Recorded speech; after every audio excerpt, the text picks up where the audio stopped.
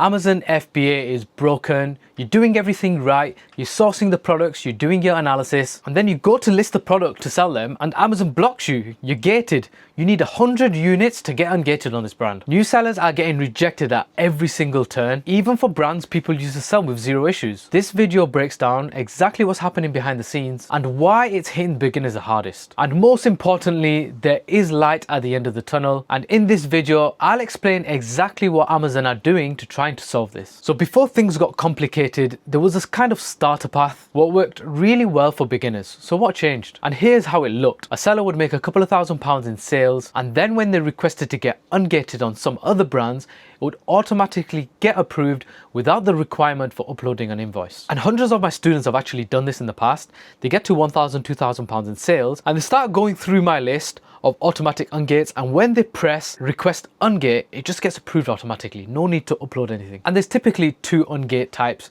You've got your manual ungating and you've got your automatic ungating. And the automatic is brilliant for sellers. Even for myself, when I come across new brands, I'll probably automatically get ungated without the requirement of an invoice, without actually going to buy the products, with no guarantee I'll be accepted and able to sell them. So this system rewarded momentum. The more sales you made, the more automatic ungates on different brands you would get. So what did sellers actually do to take advantage of this old method without the dead ends that everyone's hitting now? And I'll just walk you through an example. So you buy 10 units of a Dove product from Harrison's direct. We know Harrison's are a whitelisted supplier, and then you request to get ungated on Amazon, you upload the invoice, and this was such a high success rate. I didn't actually know anyone who actually got rejected, and most probably you'd be ungated on the Dove brand. And now you can sell anything from the Dove range. Now you can actually go to a profitable supplier, maybe like Quagita, spend £1,000 on Dove products, send it into Amazon, wait for the sales to come in, and you typically hit £2,000 from that, right? And once you've done that, you've gained trust, you've got momentum with Amazon, and you start to get automatically ungated on different brands. And one of the things I used to do for my students to make it really easy for them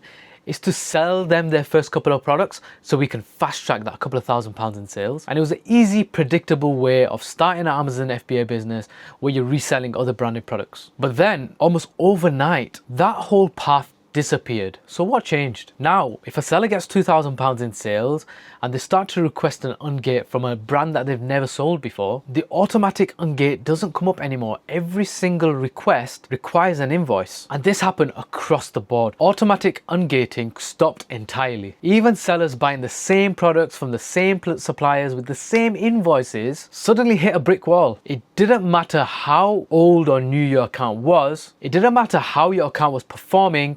You are now asked to upload invoices for every brand and product. It left sellers confused, mentors confused, and even one of my friends who does hundreds of thousands of pounds a month on Amazon was struggling to get ungated from a product that he was buying directly from the brand. Now just imagine this. And people like myself have paused their entire mentorship programs because of this problem. People who had spent hundreds and thousands of hours putting their work into teaching other people suddenly hit a brick wall and unable to help people sell on Amazon because of Amazon's restrictions. And the craziest thing about this is that automatic ungates just vanished overnight. And now Amazon just forces you to upload invoices for every brand you're trying to ungate. No matter if you've done 5 figures or no matter if you've done 2 million in revenue like myself. But you're probably thinking, right, why not just upload invoices for everything you're buying? Surely you're buying stuff from reputable suppliers, right? Well, it turns out that the system is actually broken. And I'll give you an example of this. One of my students, Yusuf, bought 5 brands from the same supplier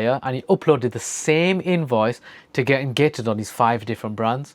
And guess what? 2 get accepted and 3 get rejected as retail receipts. What the hell? How does that make sense? It's the same invoice. And the craziest thing about this, that Amazon's replies are so vague and they give you zero feedback. Retail receipts, wrong format, forged. Oh. And the craziest thing about it is that you can't speak to a human being. And what's funny is that this supplier had 100% acceptance rate with Amazon previously. And just when you think it can't get worse, Amazon moved the goalposts again. Historically, it's always been 10 units. And that's normally manageable. You're buying something for £10, you're buying 10 units, it's £100. It's not that bad. You could probably sell it off for break even or a little bit of a loss and still gather most of that money back. But now some brands are requiring 100 units, and that's with no guarantee of approval. That could be thousands of pounds spent on products that you're going to get no return for. It's just an instant loss. And if you're buying from a wholesaler, Majority of wholesalers won't give you a refund. And the issue doesn't even stop at ungating. Even support cases are falling apart. And for myself, I've got some returns behind me, and some of them are clearly damaged and the customer have stolen bits. You raise a case, and instead of speaking to a human being, the AI bot just declines your request. Used to be you can create a request and speak to an actual human being. Now the system reads your case file and spits out a yes or no, and usually within a couple of minutes without clear reason. Even when Amazon are clearly at fault, sellers are being denied refunds, reimbursements, and even account and listing corrections. It's dangerous. You can lose money with no fault of your own and having no way to speak to a real human being afterwards. So why isn't everyone complaining? Because the impact isn't spread equally. Old accounts are still untouched. Their listings are still active. Their categories are still open. They probably got ungated with 10 units or got automatic ungate, but a new seller, suddenly he has to upload an invoice of 100 units. So they hit a wall immediately. And even the biggest teachers and gurus and mentors online are struggling to get students ungated. They don't have answers and the methods don't work, and many have quietly pulled back from coaching entirely. I even stopped taking on new students. So here's what's actually happened with Amazon. Amazon quietly rolled out a massive AI overhaul across